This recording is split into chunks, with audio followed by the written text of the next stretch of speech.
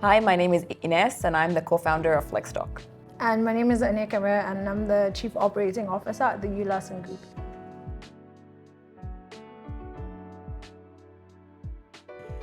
So when we think about scaling globally, one inflection point was when we expanded to Saudi Arabia, was being able to sign our first customer, being able to truly understand what their needs are and to be able to get the validation that our offering is relevant for them. I'll say for us, particularly with the university, we're just about to scale into our first or expand into our first non-Nigerian market operationally. But the inflection point for us was actually something very tiny. It's like a moment that you could have missed, and it's very specific. So I apologize. I'm an operator. This is what we do. With our live lessons, we used to have our lecturers come into the campus and record the live lessons physically in person so that we could monitor the quality and output. However, that specific thing could not scale as we scaled number of students and number of courses being offered. So just being able to flip the switch to allowing for a more distributed network of lecturers all across Nigeria and actually outside of Nigeria as well, while still being able to maintain their quality wherever they are, has helped us and will help us when we scale into our first market.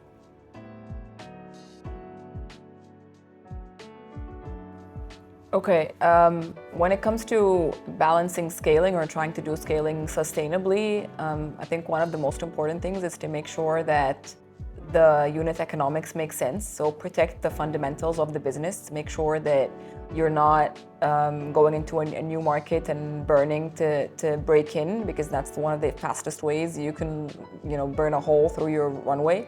So making sure that you get the validation that whatever you're offering, the customers are willing to pay fair value for.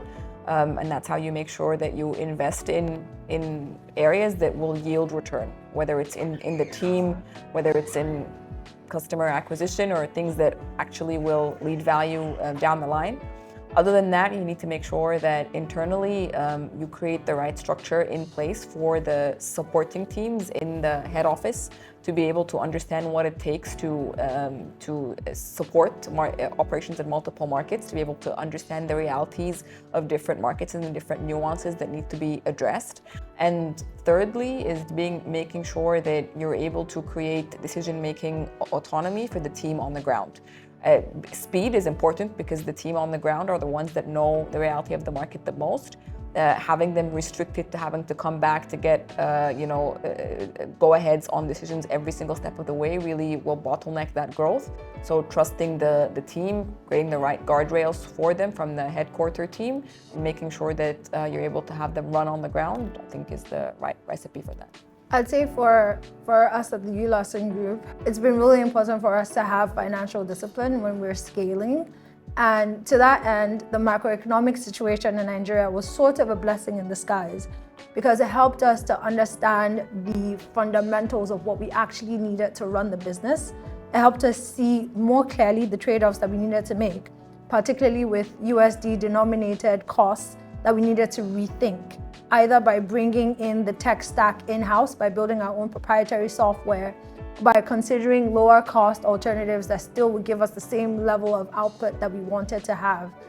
We also had to really think strategically about our pricing strategy, not just with respect to the degree programs, but even with uLesson K-12, where we made a massive decision at the height of the macroeconomic issues in Nigeria.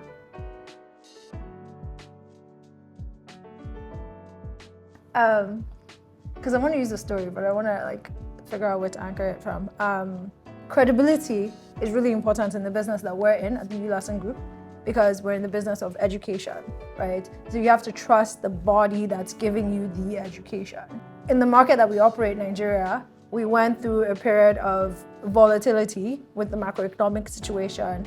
And what that really showed us about how important not just credibility, but resilience is one, on the credibility side, being a business that's still able to endure when the market isn't working in your direction necessarily, is really important because it just cements your reputation with the customer as a business that has shored up its resources in a proper way, and one that, if it can sustain this crisis, will likely be able to endure. And for an education business, that's really important. You don't want to go get a degree from a school that's here today and will be gone tomorrow. And then what it has taught us about resilience has also just been, being able to communicate with clarity but not alarm to the team, so that everyone who is involved is aware of what is at stake and the decisions that leadership is making to help the business make it through a situation while still taking care of its people.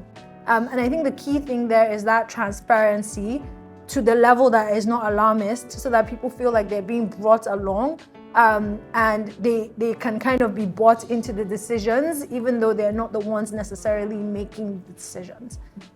Yeah, very good answer. Oh, thanks.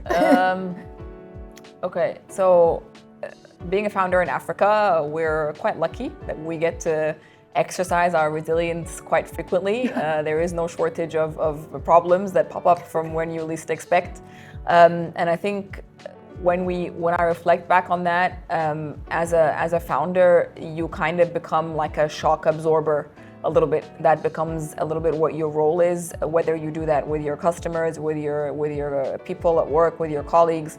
You need to be able to take that shock in and just be able to spin it around and find the opportunity in it, and be able to quickly spit out an offering or a product or a change that kind of uses that as an advantage. And so when you think about resilience and what it truly is, it's, I think, the ability to withstand pain and withstand pressure, and being able to find the silver lining. Because there's always a silver lining, no matter how bad and how dark it looks, there's always a silver lining that you would be able to reach. And I think that's the main thing, is that if you're able to stand long enough and outlast whatever crisis is currently in your face, that you always come back much, much stronger. And as the saying goes, what doesn't kill you will ultimately make you stronger.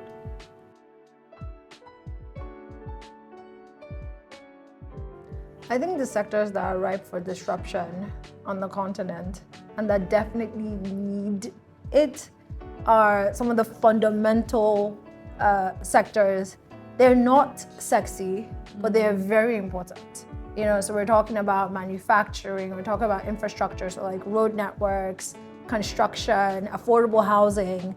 We're talking about agriculture, which you're seeing a lot of new companies in that space, which is very exciting. And then you're talking also about power. So now we have a lot of like solar companies, solar tech companies, that are solar tech financing companies, all the derivatives of that. I think we need to see similar in the first thing, which is what I said, I think manufacturing and then infrastructure. Honestly, the space is still quite wide. I'll say even in education, there's still so much opportunity for disruption via technology, particularly with the rise of AI and the personalization that can create. There's a whole dimension of education that we have not seen yet, and it's really exciting to like envision what that's going to look like. Yeah, I think 100% agree that when you're building in Africa, we're light years away from superfluous businesses and convenience builds. We have a lot of fundamental legacy industries that are ready for disruption. I think what we need is more critical thinkers and people that are bold enough, that are going to jump in and question how things are being done and challenge it and figure out ways in which they can leverage all of the advancements in technology and that's happening in the world, and bring it and adapting it to our realities, which are very community-based, which are very designed in a certain way. So I think it's the right time for anybody that has a bit of a belief in themselves and a bit of knowledge in a specific industry to take the chance and take the leap, and to create the next big thing that really changes people's lives.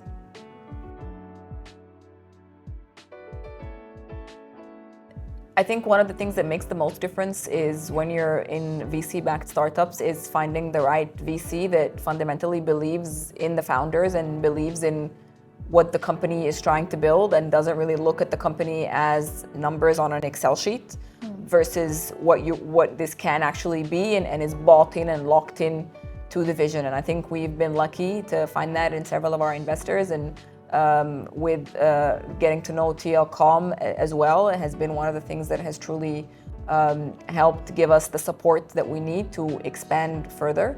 And I think the things that we still need would be the spaces in which the entrepreneurs can come together more frequently, that can share experience and that can share not only successes but more importantly failures, that makes you learn from somebody else's experience and also makes you feel that what you're feeling and what you're going through is normal and you're not alone, and that if you just keep on going, things will look up.